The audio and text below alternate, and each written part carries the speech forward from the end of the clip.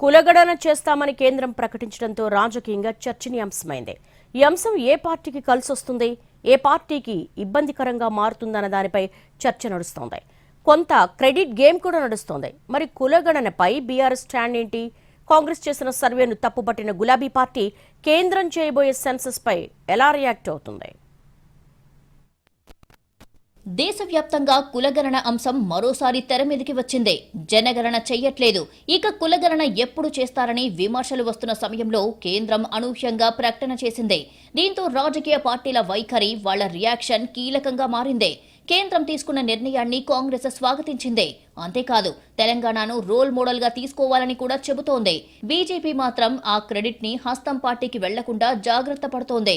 ఈ క్రమంలో ఇక ప్రతిపక్ష పార్టీగా ఉన్న బీఆర్ఎస్ దీనిపై తప్పనిసరిగా స్పందించాల్సిన అనివార్యత ఏర్పడింది. ఇప్పటికే కాంగ్రెస్ చేపట్టిన కులగణన సర్వేలో ఆ పార్టీ నేతలెవరూ పాల్గొనలేదు. మరోసారి అవకాశం ఇచ్చినా ఉపయోగించుకోలేదు. ఒక్క కవిత తప్ప ఆ పార్టీ మెయిన్ లీడర్లంతా సర్వేని పెద్దగా పట్టించుకోలేదు. పైగా బీసీల లెక్క తక్కువ చేసి చూపించారని, శాస్త్రీయంగా జరగలేదని, సగమే సర్వే జరిగిందని ఇలా రకరకాలుగా విమర్శించారు. ఈ క్రమంలో కేంద్రం జనాభా లెక్కలతో పాటు కులాల లెక్కలు కూడా చేస్తామని చెప్పడంతో సెంట్రల్ నిర్ణయాన్ని స్వాగతిస్తున్నామని బీఆర్ఎస్ అంటోంది.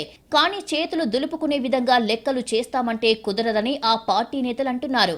చట్టసభల్లో బీసీలకు 50%, విద్య, ఉద్యోగ రంగాల్లో బీసీలకు 50% రిజర్వేషన్లు వస్తేనే ఆయా వర్గాలకు న్యాయం జరుగుతుందని చెబుతున్నారు. కాంగ్రెస్ కులగణన తూతూ మంత్రంగా చేసిందని విమర్శిస్తూనే రాజకీయ అవసరాల కోసం బీజేపీ చేస్తామంటే ఒప్పుకునేది లేదని అంటున్నారు బీఆర్ఎస్ నేతలు. ఖచ్చితమైన డేటా ఇచ్చే విధంగా సర్వే చేయాలని సూచిస్తున్నారు.